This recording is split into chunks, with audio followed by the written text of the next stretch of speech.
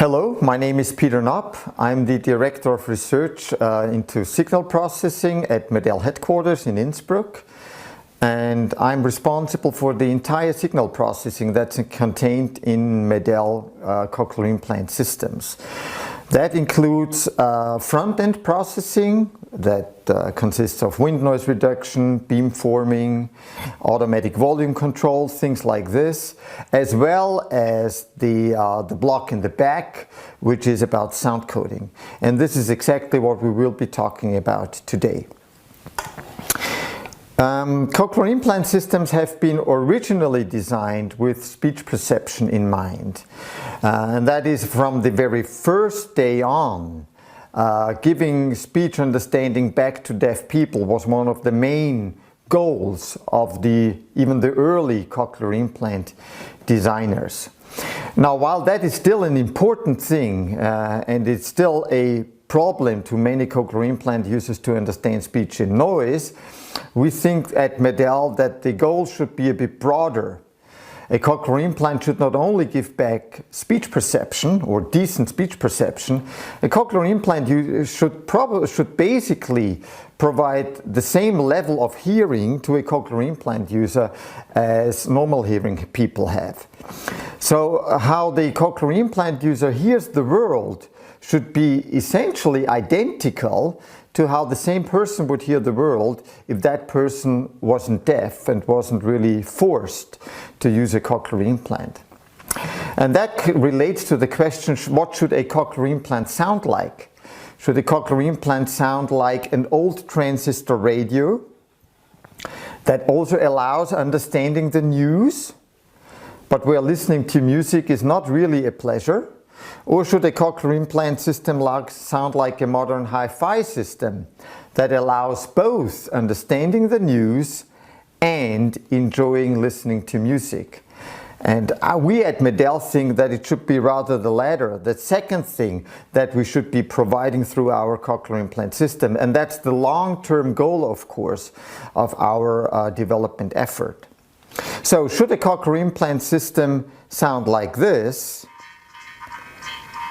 which is hearable, but it's maybe not appreciable. It's tinny, it's hollow, it's not what you and I hear if you listen to that piece of music.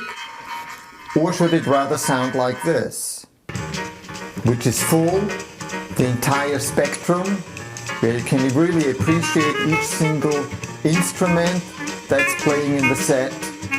And this is what we want to provide through our cochlear implant system. We are not really satisfied with the first thing. We want to reach the second thing. And we're coming closer and closer in achieving that goal. And the difference is really what we at MED-EL call triformance. Triformance is the basic philosophy of how we design our system from a technical standpoint. And a very important element of triformance is the sound coding strategies, which we will be talking about for the next few minutes. And at the end, I'll tie things together and demonstrate to you that what somebody hears is not only determined by the sound coding strategies, but by other elements in the system as well. And how we at MED-EL bring all of those elements together in order to allow a person to appreciate music or to hear music like in the second example and not in the first example. Okay, sound coding. That is the entire signal processing chain that's contained in our system. It consists, as I've said already, of front-end processing, which is automatic sound management 2.0 in the system currently, and then the second block, the second big block, is the sound coding strategy. The first block deals with improving the signal-to-noise ratio in the system, or the signal-to-noise ratio that is then heard by the user by reducing wind noise, by reducing interfering sounds that originate from the back hemisphere of the user, and by keeping loudness around the most comfortable level. And that the output of that first block is then the input to the second block, where the stimulation data are calculated from the pre-processed sound signal, and that's exactly what's done in a sound coding strategy. So the second block contains the sound coding strategies, and that's all the fine structure strategies, FSP, FS4, also FS4P, and as a fallback, a conventional coding strategy that's also mentioned here, HDCIS. And in the next 20 or 25 minutes, we'll go through this step by step, and then, as I said, at the end we'll tie sound coding strategies and a number of other important factors in the system together. The first question that needs to be answered if you talk about providing sounds to a cochlear implant user is, what's the important elements in a sound?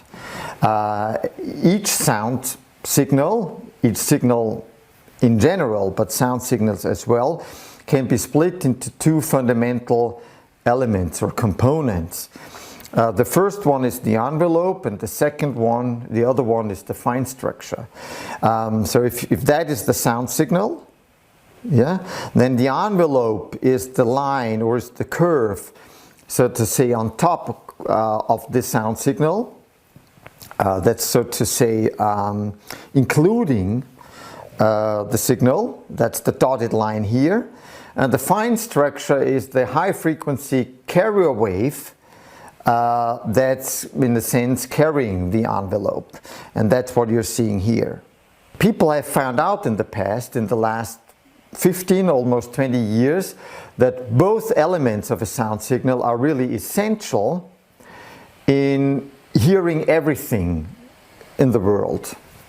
The envelope is where speech information sits, at least as long as we talk about Western languages, like English, German, Spanish, French, those kinds of languages.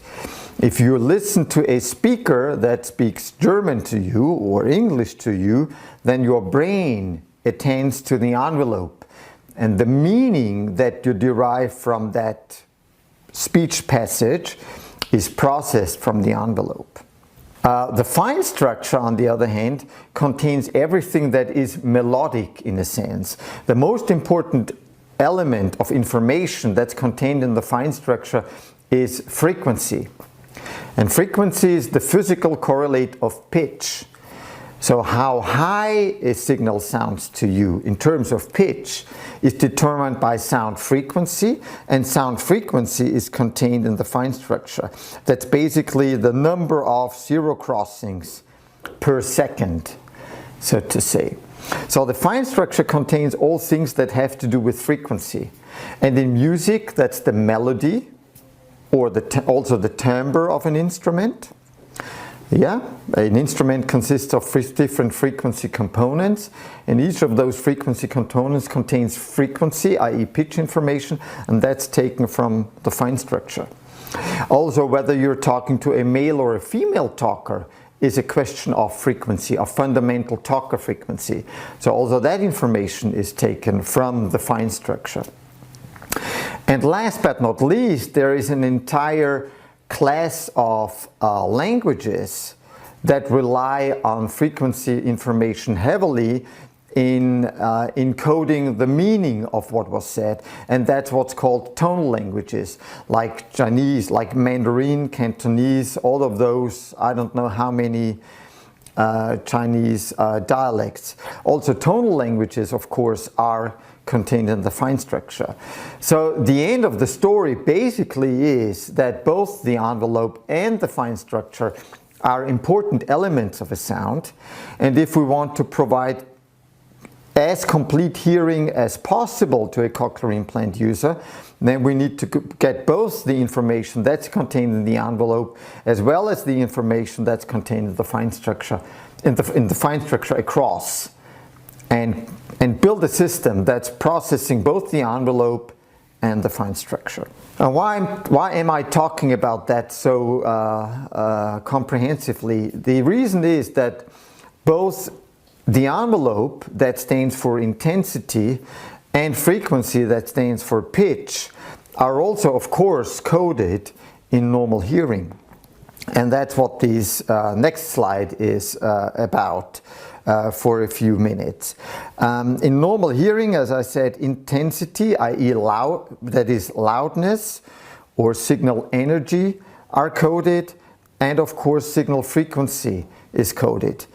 Intensity is about the envelope, so to say. Frequency is about the fine structure. So in normal hearing, we pick up both of those elements, and then we hear as complete as we hear.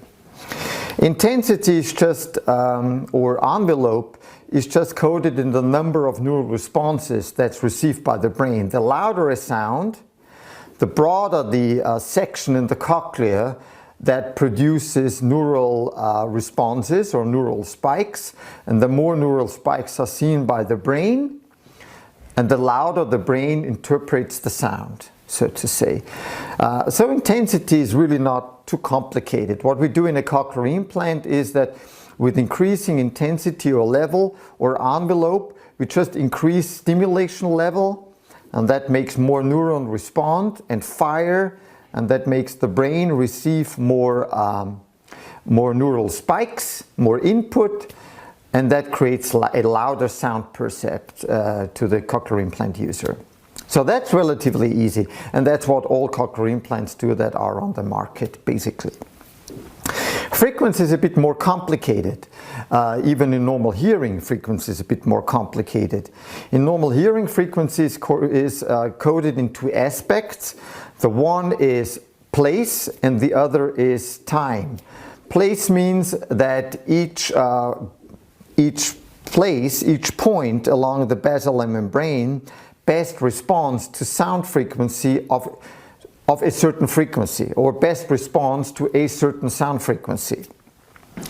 For low frequencies, this place is more towards the apex of the cochlea, and for high frequencies, this characteristic place, as it's called, is more towards the base of the cochlea. So that by identifying from where neural response or neural activity originates in the cochlea, whether it's more basal, or whether it's from more apical, or whether it's from a point more in between, the brain can work out sound frequency and can transform that into a certain pitch.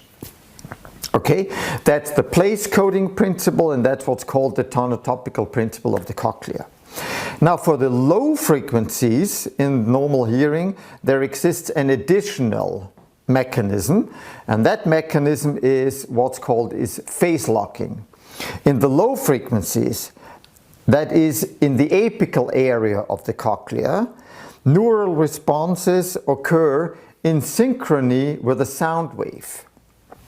So that a sound of, say, 300 Hertz hits the cochlea, then neural responses are seen by the brain at a frequency of 300 response clusters, that's the things here, per second.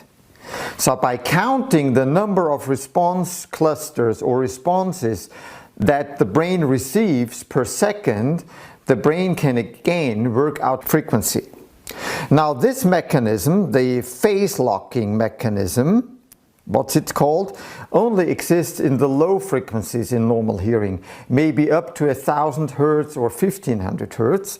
At higher frequencies, this behavior is increasingly lost or vanishes, so that at high frequencies the only code that exists for frequency is the place code. So in the low frequencies, in addition to place coding, there exists this temporal code that I'm showing here, where neural responses are created only at certain instances, at certain points in time. And these points in time are in phase with the sound signal. That's why it's called phase locking. So that by counting those spikes, the brain can also work out frequency, in addition to identifying from where in the cochlea those spikes originate. At higher frequencies, that mechanism is increasingly vanishes, is increasingly lost. So that at higher frequencies, neurons respond more or less randomly or at all points during the stimulus, and not just at certain points during the stimulus, so that at higher frequencies the brain receives a constant influx of responses, and counting of responses per second doesn't provide a code for frequency anymore. So that at higher frequencies, the only point of information where the brain can work out sound frequency is to identify from where those neural responses originate in the cochlea. So that's really an important point. The important point is that it's not only that each place in the cochlea best responds to a certain frequency, but another important point is that the apex of the cochlea responds differently from all the other regions in the cochlea.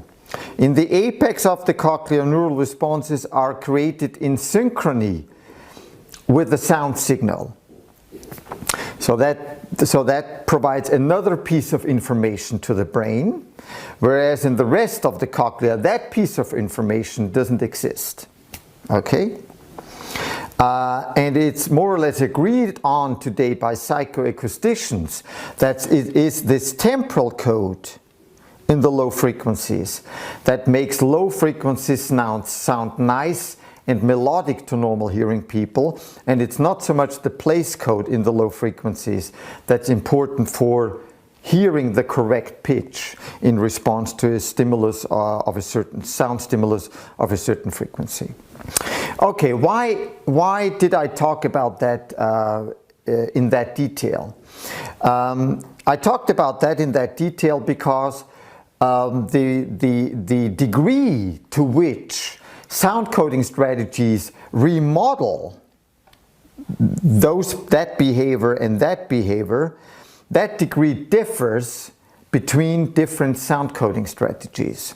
Conventional sound coding strategies, that is strategies like CIS, HD-CIS in our system, ACE, for example, in the cochlea system, MP3000 in the cochlea system, all the high-res strategies, you know, high-res 120, high-res Optima, all of those coding strategies work in a certain way that provide only some limited modeling of the normal physiology in the cochlea that I just discussed.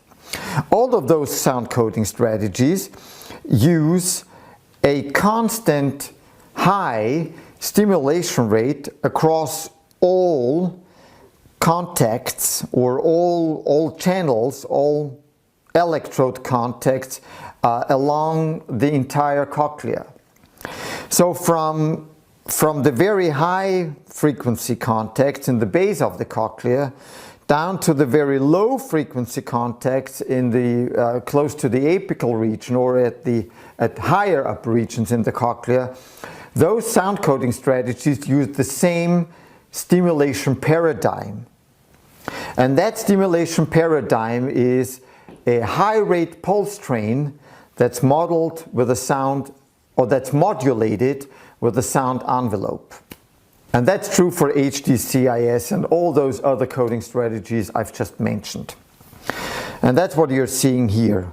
Constant rate, high rate stimulation in the basal and middle region of the cochlea, and the same constant rate stimulation in the more apical region, like in the low frequency region of the cochlea. And what that produces is a neural response pattern. Because of the high stimulation rate, that produces a neural response pattern that resembles probably pretty nicely the response pattern that we see in normal hearing in the basal region of the cochlea. but that produces the same response pattern, also due to the same stimulation paradigm that is used, that produces the same response pattern also in the more apical regions of the cochlea. And that is where those coding strategies seriously deviate from the normal hearing physiology. In the normal hearing physiology, if you allow me to back one slide, again, in the normal hearing physiology, we have that smeared response pattern in the middle and basal region of the cochlea, but that we have that highly ordered response pattern due to phase locking in the more apical region of the cochlea. That is important for low sound frequency coding and for melodic contour coding. That's where the basic frequencies sit in Western music, for example. Yeah? And that working of a normal cochlea is not reproduced by those coding strategies because they produce, due to the fact that they use the same stimulation paradigm, even in the low frequency region or mid to low frequency region of the cochlea, they produce the same response pattern in that area of the cochlea as they do in the high frequency region of the cochlea. Okay? So while tonotopic coding is remodeled also by those sound coding strategies, because also those sound coding strategies stimulate different places in the cochlea in response to different sound frequencies. While tonotopic is, so to say, remodeled by those sound coding strategies, the temporal aspects of frequency coding are not well remodeled by those conventional sound coding strategies. Now the question really, we know that, okay, so that's a fact. The question is it important? Is that an important aspect we need to worry about in a cochlear implant system? In other words, should we go beyond conventional sound coding strategies, or are we fine as those coding strategies are? Now there is a class of cochlear implant users where we can study the combination of constant rate stimulation in the mid to high frequencies and acoustic stimulation in the low frequencies. And that is users of electric acoustic stimulation. In those users, we can study whether it's important to provide stimulation paradigm in the low frequencies. In those people, it's acoustic stimulation, where the natural response pattern in the apical region of the cochlea is recreated in combination with a conventional cochlear implant in the middle and the basal region of the cochlea. So if we compare the last two slides, then EAS users experience or produce a relatively natural response pattern for both the apical region and the basal region, and that's in contrast to what regular cochlear implant users do if they use a conventional sound coding strategy. Now the question really is, does that make a difference? In other words, do EAS users do better than users of conventional sound coding strategies, regular cochlear implant users who do not have residual hearing in order to use acoustic stimulation in the low frequencies? And the answer is yes. In broad terms, users of EAS show better speech perception in noise. They show better music appreciation. They can better identify the melody of a song. They can better identify the song, whether it's known to them or not. All of those aspects have to do with better frequency coding in the low frequencies. Better frequency in the coding in the low frequencies allows you to better separate the speaker you want to understand from the rest that you hear. And better frequency coding in the low frequency allows you to better hear the melody of a song and therefore to better appreciate the music and better hear the bass melodies as bass frequencies, because we're talking about low frequency coding here. So it really seems that that difference in the low frequencies between here and here truly makes a difference, or produces a difference in performance with the cochlear implant system. Okay, and users of EAS in general do better, and that can only be because of how they code, how the low frequencies are coded there, because that's the only difference between an EAS user and a regular cochlear implant user. Okay, based on that learning, based on these 3 slides, normal hearing, conventional coding strategies, EAS users, based on this learning, we started a development effort where we said, okay, can we now design sound coding strategies for people who do not have enough residual hearing in the low frequencies, so they can't use EAS? Can we, for those people, design sound coding strategies that come closer to what EAS users do or perceive or experience? And can we therefore provide some of the advantages that EAS users experience ahead of conventional cochlear implant users? And would that, so to say, translate into better performance with a regular cochlear implant? Okay, and that was the starting point, and the end point, or the result of that development effort, is the fine hearing strategies that we are providing. That's all the sound coding strategies with FS in the name. So that is FSP, fine structure processing, FS4, fine structure processing 4, and then as a variant, a slightly modified variant of the FS4 strategy, the FS4P strategy.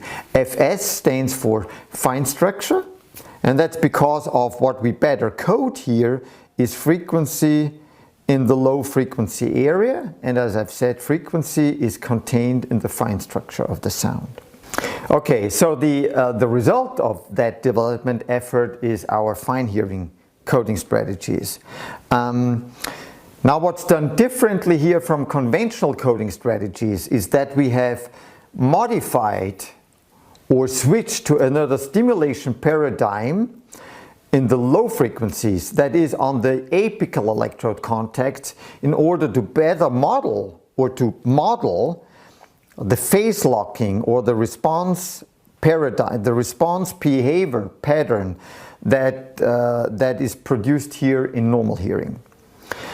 And the fundamental idea is, or the fundamental property of those sound coding strategies is that in the low frequencies, the stimulation paradigm is not any longer based on constant rate stimulation using a higher stimulation rate, like is still used in the higher frequencies. But in these coding strategies in the lower frequencies, stimulation rate is adapted on the fly at each point in time to sound frequency. And that's what I'm calling sound rate stimulation here. So in contrast to a conventional coding strategy that would use a constant high stimulation rate on the apical contacts, that is in the low frequency area of the cochlea, a fine structure strategy will use a stimulation rate here that's derived from sound frequency. Let's make that concrete. If a 1 Hertz tone, for example, hits a cochlear implant system with a conventional sound coding strategy, the electrode contact that represents the 100 Hertz frequency in terms of place in the cochlea will be stimulated at a constant high stimulation rate, say 1500 pulses per second. And that would produce that smeared uninformative response pattern, in the unnatural response pattern in the apical region of the cochlea. In fine hearing coding strategies, that stem stimulation contact will no longer be stimulated with a constant stimulation rate, but will be with a stimulation rate that basically equals sound frequency.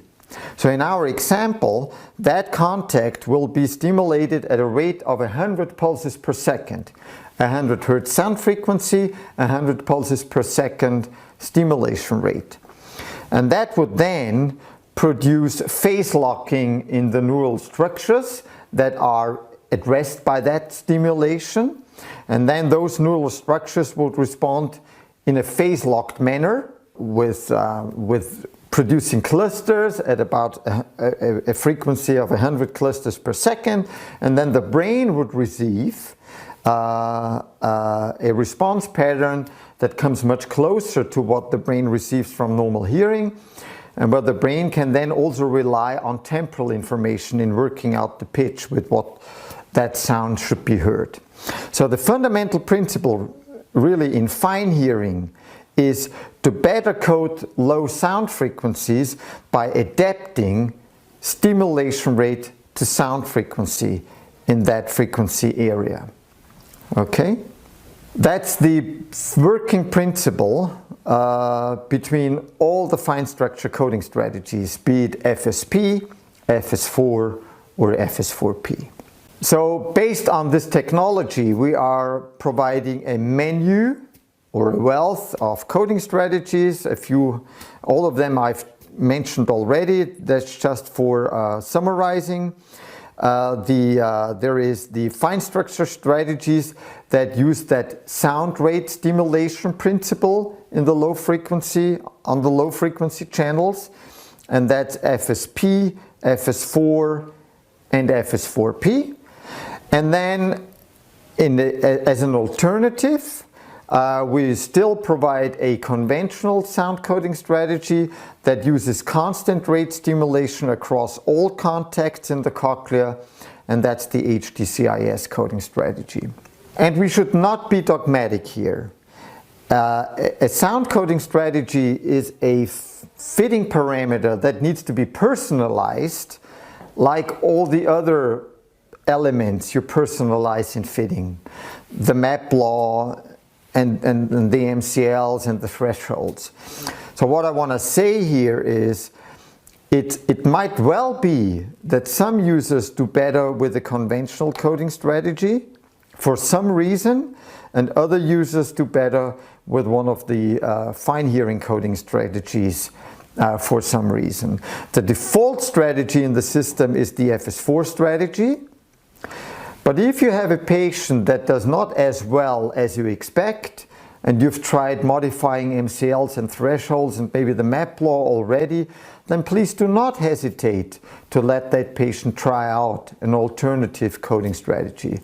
Can that be, in our example, maybe FSP or HDCIS? And let's just see whether it's not a large number of patients, but there seem to be patients that do better with the conventional coding strategy than with fine hearing. But in general, most of our users run on the FS4 coding strategy. Okay, now as I've said, the sound coding strategy is just one element in the system. It's a very important element. But it's not the only element. It's not the only element that determines what a patient hears. There is other factors that in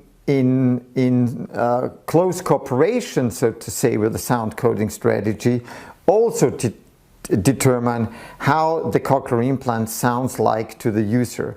And what I want to do in the last 2 or 3 slides is that I want to bring those elements together and demonstrate to you the advantages of combining fine structure coding or fine hearing coding strategies and 1 or 2 of the other elements, and why it is important to work with a cochlear implant system that includes all of those elements, because only all of those elements together make listening through a cochlear implant system as enjoyable or as beneficial as possible.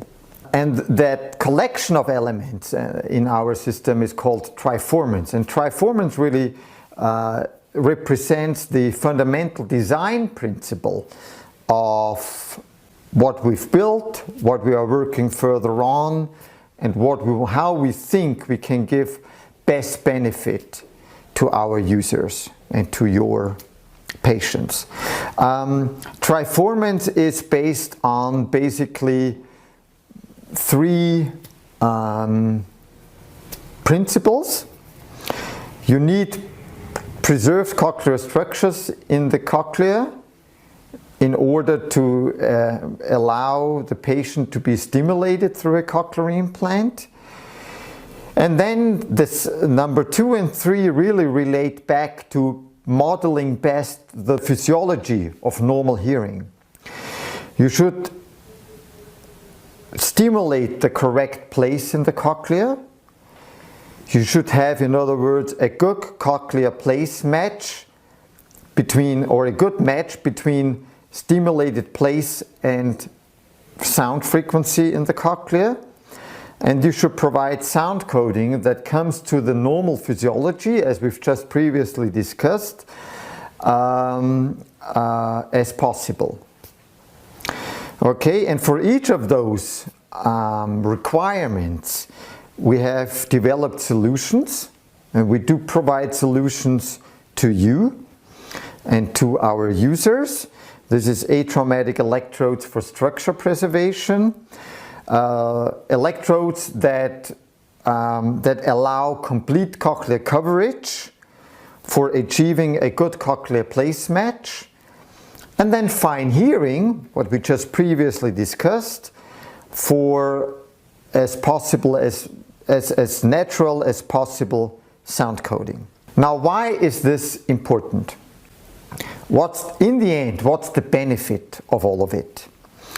And that's what I want to demonstrate in this slide. This slide is a thought experiment. It's based on an actual paper that's not very complicated to read and that I can really recommend. And the story I'm telling you now, is actually using the data from that paper in order to make the benefit of triformance obvious to you, or better explain the benefits of triformance. Okay, let's first assume that we have a user who is implanted with a short electrode array, with an electrode array of 20 millimeters length, so that the most apical contact is around 20 millimeters into the cochlea. And then let's assume that that patient works with a conventional coding strategy. Okay, so the two elements of triformance that do not exist in that patient is complete cochlear coverage and fine hearing. No complete cochlear coverage and no fine hearing. Okay, no complete cochlear coverage because the upper 10 millimeters of the cochlea are not covered by the electrode array, and no fine hearing because the user uses a conventional coding strategy.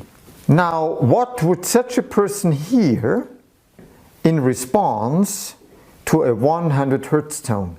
Because of the fact that the most apical electrode sits in a relatively medial region, not where a 100 Hertz tone would produce a neural response in a normal hearing cochlea, but which is around at 30 millimeters into the cochlea, which is around here, but much more basal, because of the fact that that most apical electrode only sits there and will be stimulated in response to 100 Hertz tone. And because of the fact that with a conventional sound coding strategy, that too basal electrode will be stimulated at a constant high rate, like in conventional sound coding strategies, say 1500 pulses per second.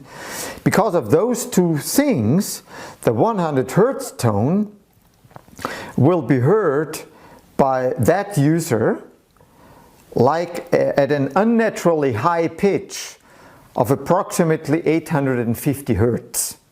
And that number is taken from that paper. Okay? So it's important to realize that what that user hears is not what you and I hear in response to a 100 Hertz tone. The user hears not a 100 Hertz tone, but he hears an 850 Hertz tone. And that's just because of the fact that the 100 Hertz tone produces stimulation in the wrong place in the cochlea, no complete cochlear coverage, and it produces stimulation at an inappropriate high rate for such a low sound frequency. Okay? No complete cochlear coverage, no fine hearing. Now, how can we do better? We can, in a thought experiment, we can re-implant that user with a long electrode array. So with an electrode array covering the entire cochlea, including the apical region of the cochlea. And in addition to that, we can switch over that person from conventional sound coding to a fine hearing or a fine structure coding strategy, say FS4, where the 4 apical electrodes are stimulated using sound rate stimulation, like symbolized by the note symbol here. Okay?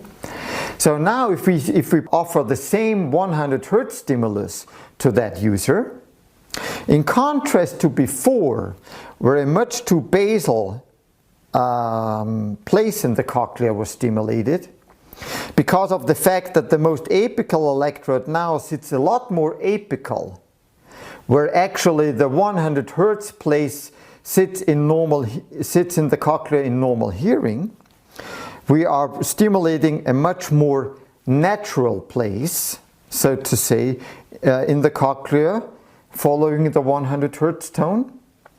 And then due to the fact that we use a fine hearing coding strategy, that place in the cochlea will not be stimulated using an unnatural high stimulation rate, but will be stimulated using a stimulation rate that equals sound frequency, like I explained before.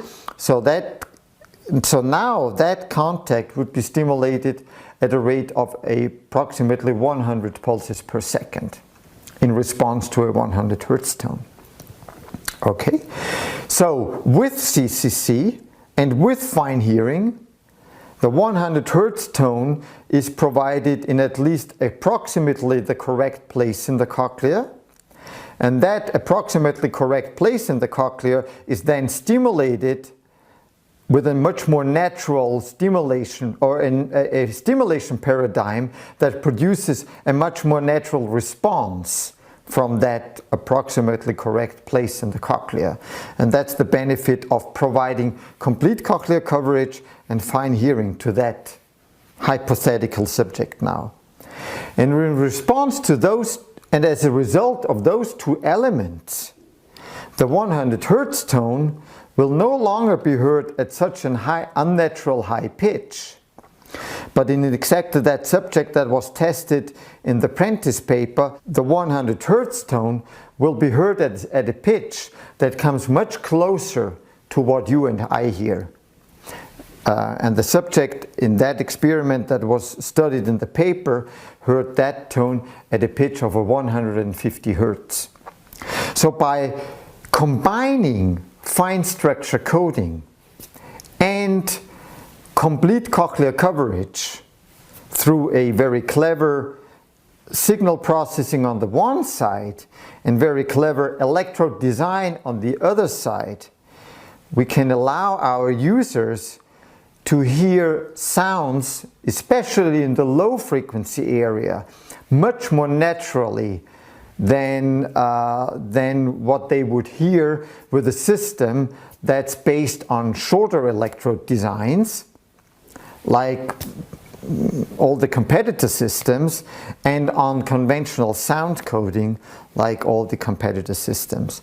So the benefit of fine hearing and triformance taken together really is much more natural hearing of low sound frequencies. And that becomes not only obvious in a relatively hypothetical experiment, but there is also research that shows that that provides a real life advantage when it comes to listening to music and other sounds. This is the last slide in my presentation, and that is quite an old slide, quite an old study already, but it still holds. That is a study from Australia where they have compared the Medell system and the cochlear system in patients who have a Medell system implanted in one ear and a cochlear system in the other ear. I guess that's probably as close as you can come in comparing two systems. If you provide the same, both systems to the same brain for processing. And in response to the question, how does the Medell sound and how does the cochlear system sound, 4 of the 5 patients in the study said the Medell system sounds more natural, more pleasant, more distinct, less tinny, which means more bass, more natural low frequencies, and more spacious. Now the red system is a system with triformants, with fine structure coding, with complete cochlear coverage. The yellow system is a system that cannot provide those 2 important elements that we think should be included in the cochlear implant system. And that makes it really obvious that the design principle that we follow really translates into real life benefits for the user. If you're interested to listening to the benefits of triformants through acoustic simulations that are built on the Prentice paper that I just cited 2 slides ago, then please go to www.medell.com/triformants, and there you can listen to speech passages and music passages that have been processed to represent a system without triformants and that have been processed to represent a system that provides triformants in order to allow normal hearing people like you and me to appreciate what a cochlear implant user might hear with the one and with the other. Thank you very much.